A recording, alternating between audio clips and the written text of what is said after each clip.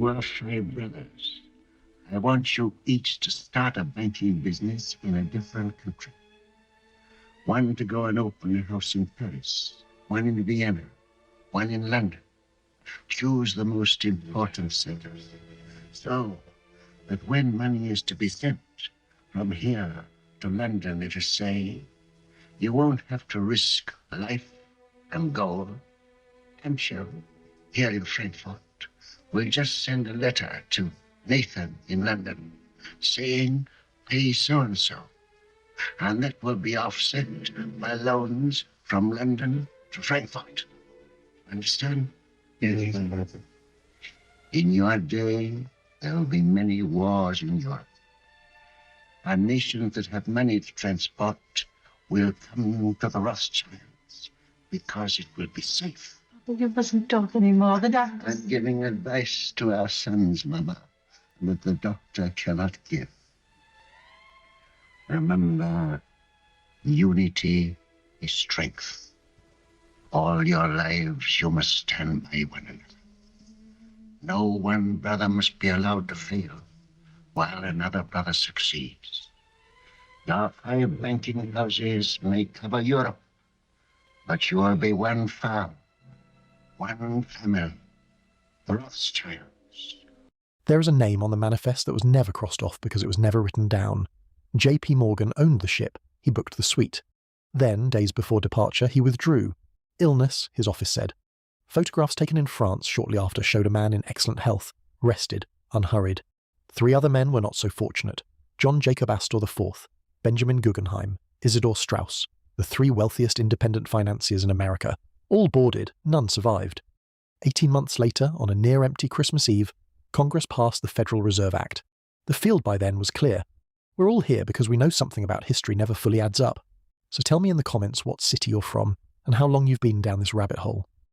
There is a version of the Gilded Age that the textbooks render in soft focus: robber barons, excess, inequality, as though the era's only sin was having too much. What that framing erases is the specific character of the wealth. It was independent. It answered to no central authority, no federal lending mechanism, no coordinating institution. The men who held it could say no. That capacity, the structural ability of private American capital to refuse, is what made certain men dangerous by 1910. Not dangerous in the way of radicals or agitators, dangerous in the way of obstacles. John Jacob Astor IV was the wealthiest individual in the United States. His fortune would exceed $2 billion in contemporary terms. He had survived the Spanish-American War, built the Astoria wing of what would become the Waldorf Astoria, and was 47 years old in April 1912, newly remarried, returning from an extended honeymoon, his 18-year-old wife 5 months pregnant. Not a man in decline, a man at the centre of things, with the resources and the reputation to shape what came next. He boarded at Cherbourg. He was assigned Suite C62. He did not survive. Benjamin. Guggenheim represented a different architecture of power. The family fortune ran through silver, copper, lead, extracted from the earth in quantities that made them indispensable to American industrial expansion. Benjamin was the 5th of 7 sons, the most socially oriented, the least involved in operational management. He boarded with his valet and his mistress. When the ship began to sink, witnesses reported that he and his valet changed into evening dress. His reported words, he was prepared to go down like a gentleman. He did. His voice in the family's financial deliberations went with him. Isidor Strauss had built from nothing. Born in Bavaria, arrived in America as a child, worked his way into co-ownership of R.H. Macy & Company alongside his brother Nathan. He had served in the House of Representatives. He and his wife Ida were, by every account, inseparable. Witnesses on the deck that night reported that Ida refused a lifeboat seat. She would not leave her husband. They were last seen together in deck chairs, a blanket across their laps watching the water rise. Isidor Strauss was 67 years old. He had spent a lifetime accumulating exactly the kind of standing that makes a man's opposition consequential. 3 men, 3 distinct fortunes, 3 irreplaceable networks of independent American capital, all aboard, none survived. Here is what matters. These 3 men shared more than a ship. They shared a structural position in American finance that placed them in direct conflict with what had been drafted at a private meeting on Jekyll Island, Georgia, in November 1910. Not a public meeting, not a congressional session, a hunting retreat attended by Senator Nelson Aldrich, representatives of the Rockefeller banking interests, and agents of the Morgan and Kuhn Loeb financial houses. The attendees travelled under false names. The subject was the architecture of a privately controlled American central bank. The framework they produced would require, above all else, the absence of organized, well-funded opposition, not ideological opposition, not pamphlets or speeches, funded opposition, the kind that hires lawyers, retains senators, and sustains itself across multiple legislative sessions. Astor could fund that. Guggenheim could fund that. Strauss, through his commercial networks and his congressional relationships, could organize it. After April 1912, none of them could do anything. J.P. Morgan understood this landscape better than anyone alive. His International Mercantile Marine Trust had acquired the White Star Line in 1902. The Titanic was, in the most literal corporate sense, his ship, designed under his trust's ownership, constructed at Harland and Wolff in Belfast, insured under his financial structure. He had reserved a private promenade suite for the maiden voyage. His personal physician booked passage. Several associates booked passage. Then the cancellations came one by one in the days before. Departure. Morgan's office cited illness. His physician cited illness. Morgan was photographed in France within the week, rested, unhurried, in excellent health.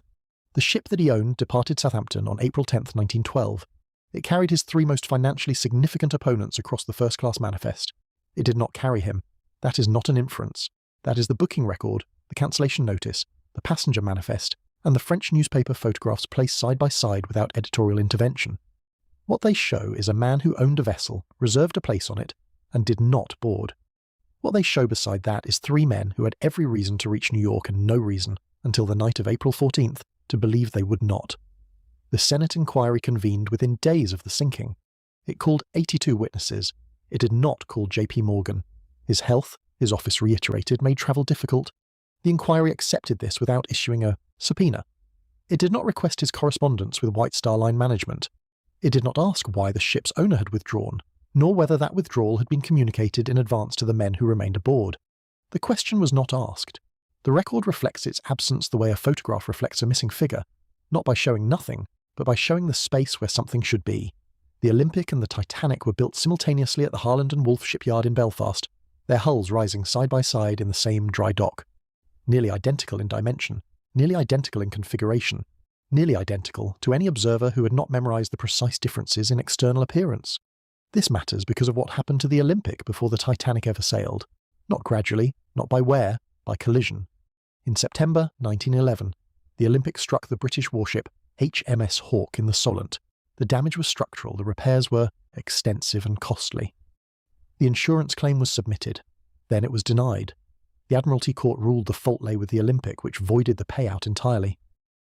The White Star Line had spent the money to repair a ship it could not recover through insurance. The Olympic was a liability.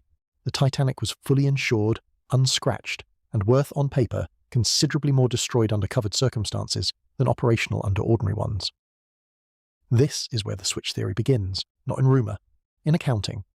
The men who have studied the physical record point to specific anomalies, hull number markings reported by Harland and Wolff workers, propeller specifications photographed before the maiden voyage that some researchers argue are inconsistent with the Titanic's documented configuration. A former crew member named Violet Jessop, who survived both the Olympic's 1911 collision and the Titanic's 1912 sinking, wrote in her memoirs of a persistent sense that the two ships were, in certain details, not precisely what the official record described. These are not verified facts. They're observations. Workers, researchers, a survivor who knew both vessels from the inside, and they have never been conclusively answered. What has been verified requires no speculation. The Titanic maintained approximately 22 knots on the night of April 14th, in waters where ice warnings had been received, logged, and acknowledged. The binoculars assigned to the crow's nest lookouts were locked in a storage cabinet. The key had been taken by a crew member who departed the ship at Southampton and was not replaced. The men watching for ice were watching with their naked eyes, in darkness, at speed, through waters the wireless room had flagged as dangerous. Captain Edward Smith, on the final night of a distinguished career, held the ship at a pace that the subsequent Senate inquiry characterized as imprudent at minimum, not cautious, not prudent, not defensible. 12 miles away, the Californian sat stopped. Her captain was Stanley Lord. He had halted his ship for the night because of the ice, a judgment that the Titanic's bridge apparently did not consider necessary. At approximately 12:45 in the morning, the Californian's crew observed rockets rising from a ship in the distance, then more rockets. Multiple crew members reported these observations to Captain Lord. Lord acknowledged the reports. He did not order the Californian to move. The rockets, the universal maritime signal for a vessel requiring immediate assistance, were seen, noted, discussed, and left unanswered. The American Senate inquiry found Lord's conduct indefensible. The British Board of Trade Inquiry concurred. Lord spent the remaining decades of his life writing letters to maritime authorities, insisting that the distant ship his crew observed was not the Titanic, that the rockets were company signals rather than distress signals, and that the distance made certainty impossible. He was never criminally charged. His certificate was never revoked. He sailed under a different company until his retirement. He died in 1962, still writing the letters, still unexonerated, still not condemned. The question of why the Californian did not move has no satisfying answer in the official record. It sits there in the transcript. The rockets observed, the captain informed, the ship stationary, and the inquiry moved on to other matters. One more detail belongs here, not as argument, as texture. Among the cargo attributed to the Titanic's hold, persistent accounts from 1912 onward described a mummified Egyptian priestess, catalogued as a British museum artifact, associated by rumour with a sequence of misfortunes that had followed every successive owner. The British Museum has categorically denied that any such artifact was transported on the Titanic. The denial is formal and consistent. The rumour predates the denial by decades. What it reflects, regardless of its literal accuracy, is something that people alive in 1912 felt about the voyage before they knew how it ended. A sense that the ship carried something it should not have, that the crossing was wrong in a way that the manifest did not capture. The official inquiries produced a verdict of accident. Ice, speed, insufficient lifeboats, inadequate wireless coordination, every finding documented, every finding accurate, every finding capable of coexisting with a prior decision, made somewhere, by someone, in an office that no investigator entered, to let the accident occur. Astor, Guggenheim and Strauss had been dead for 2 months by the time both inquiries closed. Their estates were passing to heirs, their networks were dispersing, their ability to retain lawyers, fund opposition, and sustain a prolonged legislative resistance to the framework drafted at Jekyll Island had gone with them into water that was, at the point of sinking, -2 degrees Celsius. The water does not preserve documents. But Washington does, and in Washington, through the remainder of 1912 and into the following year, the framework moved steadily through the legislative process toward the session that would make it permanent. On December 23, 1913, the United States Senate passed the Federal Reserve Act. The House had passed it the same day. President Wilson signed it into law that evening. The session was not empty. But it was diminished. Most members had already departed for the Christmas recess, and the men most likely to object at volume, with funding, with the sustained institutional weight required to force a reconsideration, were not in the room. Not absent by accident, absent by sequence. This is the documented record. It requires no embellishment. What it requires is the list placed beside it. November 1910, Jekyll Island. The framework drafted in secret, under false names, by men representing the Morgan, Rockefeller and Kuhn Loeb financial interests. April 1912. The 3 wealthiest independent opponents of concentrated American financial power board, a ship owned by the man coordinating that framework. The ship sinks. The owner did not board. December 1913. The framework becomes law through a diminished Christmas session. March 1914. The Federal Reserve banks open. The gold standard, the structural constraint that had prevented unlimited currency issuance since the founding, begins its managed erosion. 1933. Roosevelt suspends gold convertibility. 1971. Nixon ends it permanently. Each step documented, each step enabled by the one before it. The Federal Reserve Act did not merely create a central bank. It transferred the authority to issue American currency away from the United States Treasury and placed it in a network of privately owned regional reserve banks. The ownership of those banks was held by member institutions, private lenders. The men who had spent 3 years moving the Jekyll Island framework through the legislative process had produced by December 23, 1913, a mechanism by which the money supply of the United States would be managed by the same class of financial institution that had drafted the proposal in secret 3 years earlier. The opposition that might have funded resistance to this was gone, not weakened, not distracted, gone. Here is what I keep coming back to. There is no surviving document in which Astor, Guggenheim or Strauss articulated specific opposition to the Jekyll Island framework. The absence of such a document is not evidence of indifference. Men of their position did not commit sensitive financial and political positions to letters that might circulate. What they possessed was not ideology but capacity. Independent capital does not require a manifesto. It requires only the decision to deploy. After April 1912, the deployment was impossible. The decision could not be made by men at the bottom of the North Atlantic. You think you know about XRP and QNT? Think again. Consider smashing that like, We're going to get into a lot of things. We're going to expand upon what you saw in that intro. Number one, let's start off with this. Big shout out to our brother in space, Smoke. I will cite him quite a few times, but most of the research you will see is actually from me. Let's get into it. Number one, there's a whole new wave of people. There always is. We see in this document from Rothschild and Co. Asset Management, where they specifically point out blockchain large-scale adoption accelerated by supportive regulated momentum. Over 50% of Fortune 100 companies are executing a strategy based on blockchain technology. The large-scale adoption of this technology is underway and accelerating. I know I zoomed in on that. It's a little blurry, but it is what it is. Nonetheless, when we expand upon this, which we're going to do right now, again, check out these findings from Smoke. Give him a follow at SMQKEDQG. He says, yes, Ripple maintains direct collaborations with globally influential organizations like the Gates Foundation and the Rockefeller Foundation. Checkmark. Rockefeller plus Gates plus Rothschild, the handshake with Ripple, smart money has chosen 100%. Documented below. Let's zoom in on this as well. And as we do so, you see right here, it mentions specifically the project is managed by the Mojaloop Foundation. I shared that not long ago. Says here, which was launched in early 2020. Its members include central banks, financial services, technology companies such as Google, Coil, and Ripple.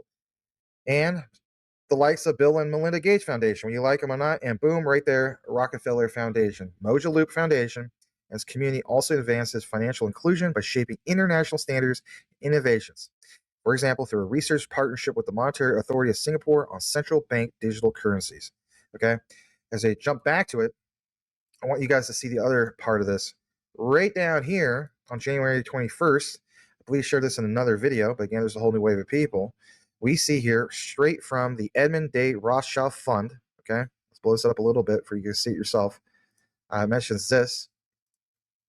All right, the annual report dates all the way back to 2018, right? But when we jump over to here, we see here, basically speaking, this key document. And again, it's important that we share some of these things because if we don't, you'll miss it. Right here, Edmond de Rothschild Fund specifically mentions a few of these key things. Let's shrink it down just a tad for it fits on your screen. Well, we see here, plain as day, among the issues making a notable contribution to performance were, number one, Japanese financial services company, SBI Holdings, which all the way back in August 2017 launched a new dual tranche $40 billion yen fund. Okay, right down here, SBI Holdings mentions all this, especially with JPY, and again, the central bank.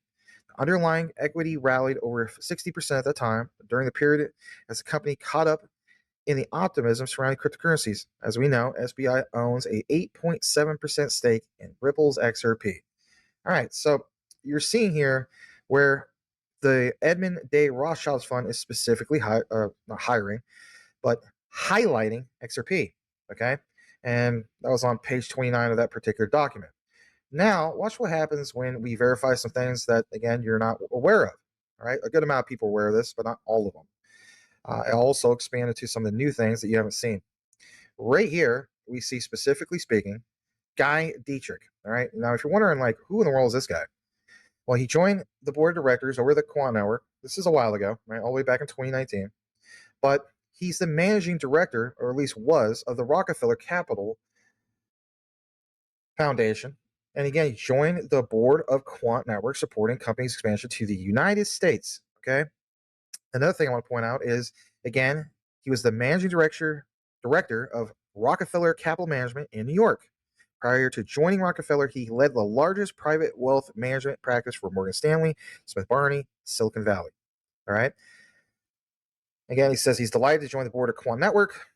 We get the gist. Okay. Again, right here, why is this important? Other than the whole thing of making a case for Rockefellers and tying it all in. Again, look what it says here. His leadership experience, business expertise, and passion for emerging blockchain and distributed ledger technologies proved to be valuable assets as we continue to execute on our long-term strategy and expand to the U.S. market. And of course, that's from Gilbert Verdi. Let's jump over here. Another finding from Smoke. I don't know if I ever shared this one. Let's simply pull this up as well. We see here, as we blow it up, call it a leaked email, call it whatever you want. Great finding from him again. It says here, all the way back on October 20th of 2017, Look what it says here from, I believe it's from somebody in regard to the Bill and Melinda Gates Foundation. It says, "Hey, James, I've had a chance to take a closer look." And those where it points out subject, my intro in Mojaloop. It says it's an interesting project. A few comments, a few questions. It says here, right on number 3, it says it's a Ripple fork. It should be no surprise that it has a massive overlap with different Ripple fork that we've seen in this community before Stellar. Questions. When we wrote the Stellar Bridge, one of the reasons it never reached deployment was the lack of existing deployments and users on the Stellar network. Again, the whole thing on IBM, Stellar, deploying a Mojaloop. What is your view on the major differences between Mojaloop and, like it says here, Stellar? All right. So again, it's a back and forth conversation. And again, call it the email, call it whatever you want, right? It's important that we share some of these things. Real quick, before we jump further into the material, I just want to point out the new channel sponsor, and that is Coin Vigilante. This will be real quick, okay? So they have all sorts of different watches you can get, not just Bitcoin. You can actually get a customizable XRP watch, QNT, Stellar, any of your favorite ones. Take a look into it. Links are in the description. I know a lot of you guys are really into watches and so on. Nonetheless, support your favorite brand in some really nice fashion. Or if you don't want to do XRP or some of these other ones, you could actually do your own business brand. Again, check out Coin Vigilante. Links are in the description, and they are the new sponsor. So if you check that out, it does help the channel. All right, let's jump back into the outline. All right, so Smoke points out, do you get it? Maybe you do, maybe you don't. But Mojaloop plus Interledger protocol plus Swift equals Ripple's approach to push XRP globally. And we even know, and I've shared this in numerous videos, I don't think I need to share it again, but we have seen Ripple G Treasury, right? That Swift integration, literally mentioned right on the Ripple site. So for people that are still telling you there's the nothing burger when it comes to Swift and Ripple, that could be further more from the truth. Okay?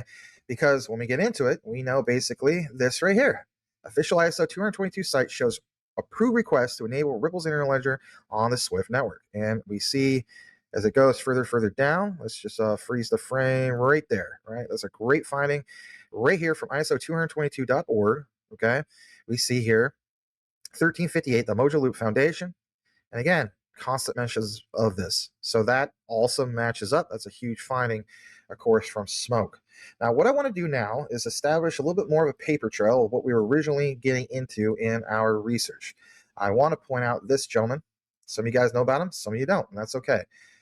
And it's from Wikipedia, that's okay. It's a good knowledge base, but nonetheless, enter in Frank Arthur Vanderlip Sr. Basically, he was an American banker and journalist. He was the president of the National City Bank of New York, which is now Citibank, from 1909 to 1919, and assistant secretary of the Treasury from 1897 to 1901. Vanderlip is known for his part in the founding of the Federal Reserve System and basically for being the first Montessori school in the United States. He's got a huge background. But again, main focus is Citibank and, of course, the Federal Reserve System, right? So why point out some of these people like him specifically? Well, for one, something I want to expand on is the whole idea that you have this person and basically kind of went from like being a farm boy to a financier, okay? And roughly 1935. I think it's actually 1935. But from what I gathered, Vanderlip, which was also one of the Jekyll Island attendees and a Rockefeller link banker, well, he explicitly confirmed the meanings, purpose, and outcome. Again, a little bit of what you saw in the intro. He wrote, and I'm going to quote this, you can look it up for yourself, "I do not feel it is in any exaggeration to speak of our secret expedition to Jekyll Island as the occasion of the actual conception of what eventually became the Federal Reserve System." Okay?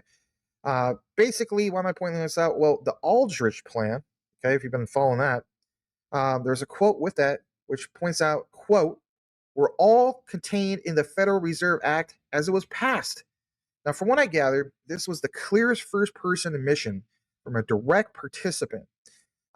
There's a lot of excerpts about this, but nonetheless, this is all in a full book in regard to a thing called 1935 Saturday Evening Post serialization. And there were some eyewitness documents in regard to this, kind of like what you saw from the intro. Nonetheless, interesting, right? Here's why it's so interesting. It's the dates. And this is where I enter into more of my own research. If you go to citigroup.com, you will see that in 1865, the Bankers Bank National Charter and Expansion of Services. You can obviously look this in original cursive if you want, but nonetheless, right here, in July 1865, Citibank converted its state charter to a national one, taking on the new name of National City Bank of New York. Now, that's important to basically point out. Why it's important is to also recognize that when you get into it, well, in a nutshell, it points out that you have the bank at that time met the federal government's higher standards and solvency and liquidity and enabled the bank to become a depository for the federal government and required reserves of national banks in other cities. National Bank of New York was, at the time, the bank's name for close to, I should say, to a century and became one of the most recognizable names in banking around the world. I mean, in reality, it still is, right? And look what it says. With the capacity to offer a broader range of services, this marked a pivotal step in the bank's transformation into the city of today. All right, watch this. When we get more into the whole thing of some of this data, more importantly, the Federal Reserve, this is what comes up. And I find the research to be absolutely profound. Right from banks.data.fdic.gov, you see Citibank National Association. Now, they recorded a lot of everything, right? With the name changes and so on, right? Notice how it says here, this data is as basically recent as 5/8/2026, which was yesterday, okay? Here's the key date I want you to pay attention to. Number one, it's this right here, June 16th, 1812. Now, if you know about the War of 1812, you know, right? Institution was established, the original name, boom, National City Bank of New York. Now, keep in mind, here's what's important. That date, June 16th, 1812, okay? We also know that when you do a basic Google search, the War of 1812 was fought between the United States and Great Britain from June 18th, 1812 to February 17th, 1815. What in the world? So just 2 days after this institution was founded, right, or established with its name change, okay, from the National City Bank of New York to basically some of these other things, we see here again that you had a war that broke out, again, between the British Empire and the United States, okay? What in the world, right? President James Madison signed the Declaration of War on June 18th, 1812 due to maritime disputes, trade restrictions, British impressment of American sailors. Again, trade. You know, even in the modern day, I think a lot of things like, obviously, XDC. And while this outline is not so much about XDC, it's uncovering some things you're not aware of. The other area I want to jump into is this. We share this over on the Coin Vault. Give us a follow on the Coin Vault. You'd be glad you did. Quant posted this just a few days ago about Money 2020. And they point out that basically, did you know only 1% of finance runs on blockchain? Quant is here to change this. And my basic bottom line is when you see these examples, for me, I'm glad I hold QNT. And of course, I'm glad I hold XRP. I have them both tied for my number ones in my portfolio. But some about QNT with that limited supply of only 14.66 million tokens, give or take. And we know that, give or take, 200 to 250,000 QNTs left on spot exchanges. Again, if Quant is really going to change how finance runs, well, how so? Well, it's leveraging legacy systems to the new, out with the old, in with the new, but not necessarily completely out with the old. Leveraging the old, leveraging the existing, and leveraging what's coming out here in the future. You already laid down the brick and mortar. You already have the standards. ISO TC 307 is literally a standard for building on blockchain, but Overledger is part of that, right? It's literally as defined in patents, the standard for building on blockchain. We're talking about Microsoft Windows for the new financial internet called the FinInternet. Now, if you jump more into this, I want you guys to understand why we point out so many of these things and why I bring this type of research to you guys, because when you do understand that, you'll be so glad that you stay the course, I should say, when it comes to it all. And if anything, I pointed out on X, wow, this aged really, really well. Because I remember I used to take a lot of heat from a lot of people, I won't mention their names, say a lot of people, some people, saying that my research doesn't make any sense. It doesn't add up. How did you find this? And if anything, it's invalid. Well, again, this aged really, really well because I've been pointing this out for a few years now. Huge news. Some people already saw it, right? Ondo, JP Morgan, Mastercard, and Ripple completed a near real-time gross or cross-border settlement of tokenized U.S. Treasuries on the XRP ledger. Again, that's important, okay? That's very, very important. We also, of course, know about Canton when it comes to U.S. Treasuries, but again, the point is on the XRP ledger. That's a major, major deal, big deal. And of course, that was shared on May 6th, just 3 days ago. All right. Now watch this. Big shout to Smoke again. At this time, you have this Ripple video that featured Ondo Finance tokenization illustration showing the XRP ledger connected to BlackRock's Biddle Fund, Franklin Templeton, Benji Fund, Goldman Sachs, Citi, and JP Morgan. Again, this is all the way back in August 4th of 2025. At Ondo, I'm going to share this again because I want some people to see this. It's a minute and 19 seconds. Again, this aged extremely well. Listen to this. At Ondo, we started out by building tokenized treasuries. In order to build institutional grade products like OUSG, we really need to work with partners that have focused on institutional grade standards and 24/7 instant convertibility. So we're really excited to finally be able to bring OUSG to XRP Ledger, the decentralized public blockchain, to continue to build institutional grade cash products alongside Ripple. That's something that a lot of our institutional clients have been really drawn to. It's about routing capital and assets to make a financial system that is ultimately faster, fairer, and more accessible to everyone. Tokenization is not just a pilot or a stepping stone, but actually has real commercial utility today. And we've seen that in the numbers, 200 billion plus in stablecoins, 5 billion plus in tokenized treasuries. And our offerings now between OUSG and RLUSD are used every day, constantly in production. We have real investors instantly minting and redeeming, in many cases, tens of millions of dollars at a single point in time. This is that watershed inflection point moment. And on Watershed inflection point moment. Yeah, no kidding, right? Ripple as in water. Taking more into this, big shout to our brother in space, Francisco Dennis Lil. Give him a follow over at FM Dennis 73. It says UK and Bank of England are definitely accelerating their efforts to catch up to US and EU digital assets regulation. Now, when you jump down to this, you're going to see some things. And again, it's so very, very important that we get into it at all. Yes, it all. We see here where it says from Innovate Finance, we held a roundtable with Ripple, focusing on how UK can accelerate the digitization of its capital markets. Our discussion looked at the role of crypto native firms and financial institutions in ensuring the UK becomes the global destination for digital assets. We thank all attendees for energetic discussion. And he posted this, of course, May 4th, 2026. Okay. Now watch this. This is also interesting as well. So my own research. If you go to home.treasury.gov, we see in the press release some key things. Number one, how it says Treasury announces President Trump's signature to appear on future U.S. paper currency. Again, this is a big major shift compared to how things were 20 years ago, 100 years ago, et cetera, et cetera. And it says right here, in honor of the 250th anniversary of the United States of America, President Trump's signature will appear on future U.S. paper currency alongside with the Treasury, Secretary of the Treasury. I saw some tweets that people shared, and there's one in particular where some of it's accurate and a lot of it isn't. But I decided to do more of my own homework and look more into it from official sources. So this comes literally from home.treasury.gov if you're wondering. Again, marking the first time in history for a sitting president. Under President Trump's leadership, we are on a path toward unprecedented economic growth, lasting dollar dominance, and fiscal strength and stability, said Secretary of Treasury Scott Bessent.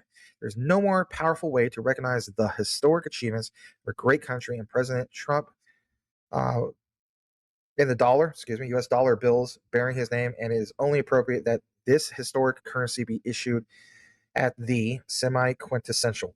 Okay, as the 250th anniversary of a great nation approaches, American currency will continue to stand as a symbol of prosperity. Okay, interesting, right? Well, again, you have to keep in mind that when you jump also further into it, we can take you over to what's still going on right now. And of course, we're still in deliberation about this with the Genius Act, because again, like, is anything going to materialize with this? That's what some people are stating. But combine what you just saw with where it says here, the guiding and establishing of the National Innovation for U.S. Stablecoins Act, the Genius Act. Again, what would it be backed by? Like, what would our actual dollar be backed by? Some people say be backed by gold. Well, watch this.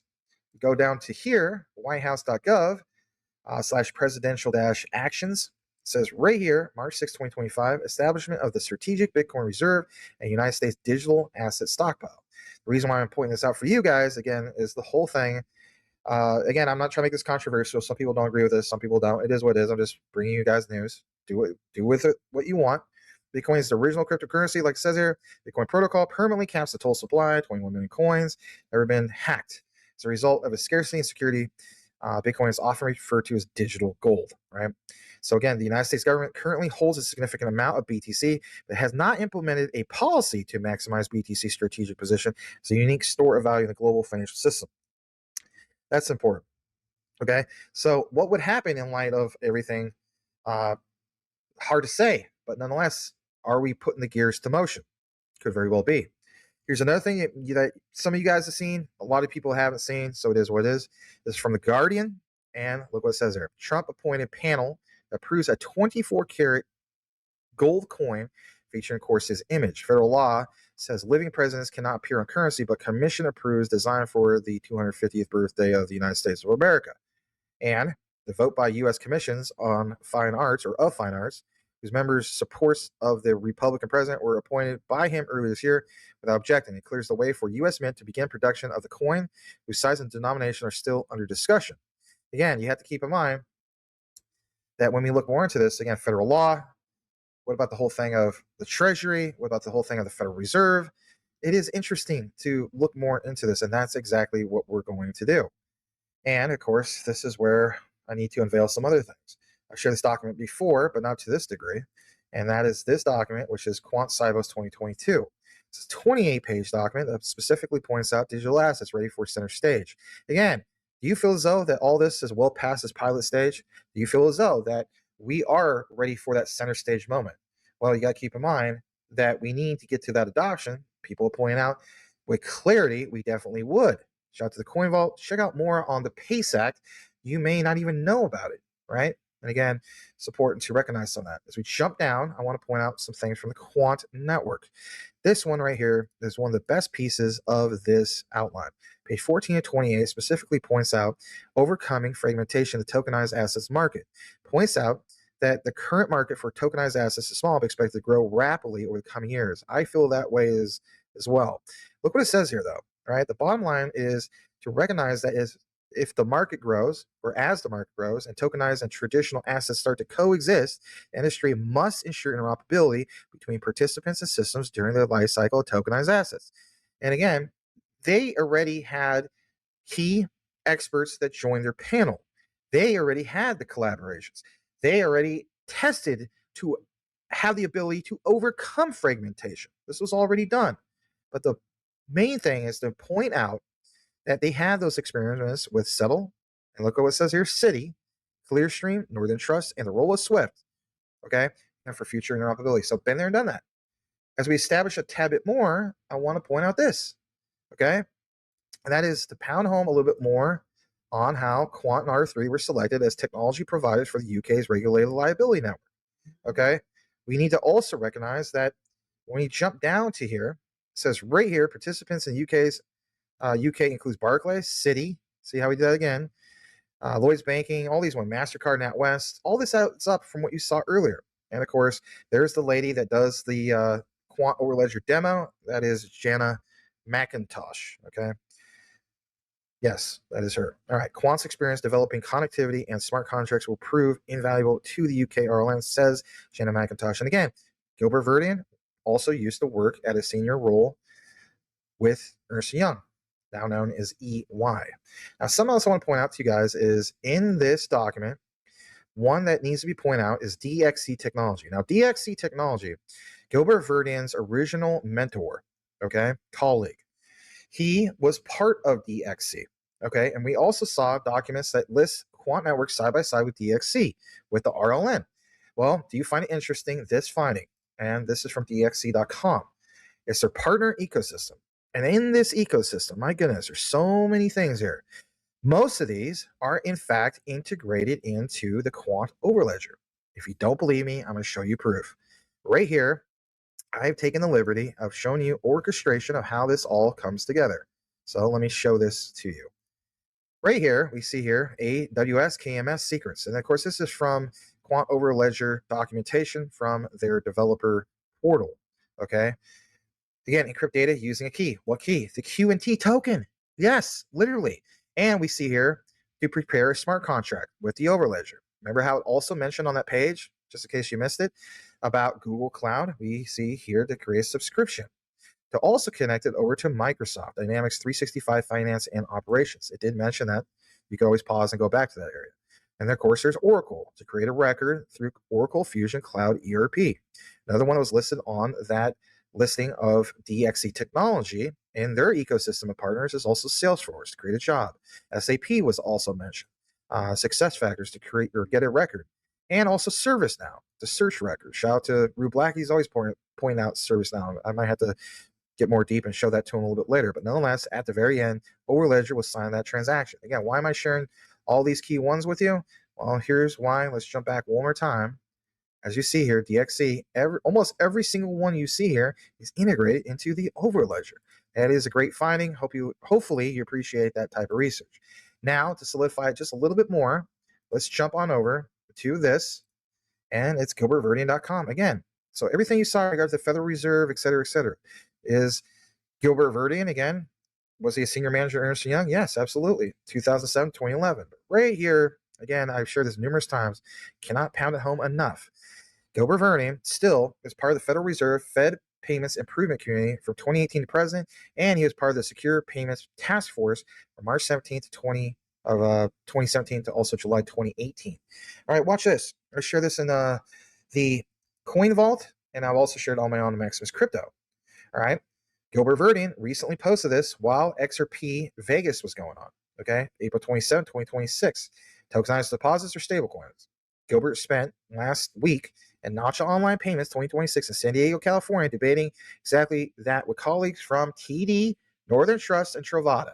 Again, that's important because when we get into that, remember how we mentioned earlier some of these key ones? I don't know if you guys do remember it, but again, think about it, right? Some of these ones were mentioned right from the Quant Network site, and how do we know that? Well, it's right here. Just in case you missed it, right there. Does that not match up? Because in the document from Quant CYOS, we already had the whole thing of them collaborating. So again, just in case you forgot, the evidence is right there. Jumping more into this, let's jump over to, again, more of the finding. We see here, transformation of financial services isn't theoretical anymore, despite what the crypto police is telling you and what some other people are telling you in misinformation from the community. Technically speaking, I have mentioned this numerous times in the past, and now you're getting some solidification in regard to it. It's an architecture question enabled by institutional interoperability, programmability of digital assets, and tokenized money. And again, it gives you a link to Nacha, but nonetheless, you see in the visuals, Smarter, Faster Payments 2026. You also see right here where Gilbert Verdian highlights specifically the Federal Reserve and FedNow. And of course, you also see here Smarter, Faster Payments 2026, the conference. And the last one is basically Pfizer, Nacha. You know the gist. We know about Nacha with specifically Stronghold. We know about Nacha even with Zabek. But in the background, and I'll point out again, you see here Pfizer. And it's important to recognize Pfizer because, again, Overledger has that integration. I'll share that in another documentation, proof on PyTrain.com. Now, let's jump over to this. Back to Citi. Adrian Treccani, CEO and founder of Medico, commented, "We are pleased to team up with Citi, one of the largest security services firms, to support them in their vision to bridge and traditional assets. This initiative is a market-defining moment for institutional adoption of digital assets." And again, we know that Medico was acquired by, of course, Ripple. And as we see here, this gentleman, Adrian Treccani, then went on to become the founder and CEO of a company called Supervised. Data insight, regulatory confidence.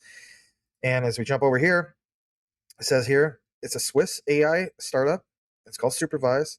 After scaling Medico to $250 million Ripple acquisition, this gentleman, Adrian Treccani, developed an anti-process philosophy that inspired his shift into voice-first AI. Now, here's the smoking gun. And I always reward you guys at the end with this material. I want you guys to pay attention to the terminology, because the terminology is profound. Let's take you over to this. Let's play this video. Listen to it for yourself. You may miss it. This is from a YouTube short. Pay attention to this. This is really, really something. Here we go. You create an intermediary. You add that intermediary. That intermediary could be, again, some sort of a personal assistant, but personal assistants are very expensive. Let's call it chief of staff. It's very expensive, and it's hard to scale at the level of every layers of your organization. So let's call this chief of staff now an AI that actually is able to speak as voice of the organization. Here, it says, when management becomes the bottleneck, all right, management. Okay, so think about this. There's a lot when it comes to management. You need to have specific tools when it comes to management. And more importantly, you may have to have actual wealth management acts to be put into place. We'll expand on that.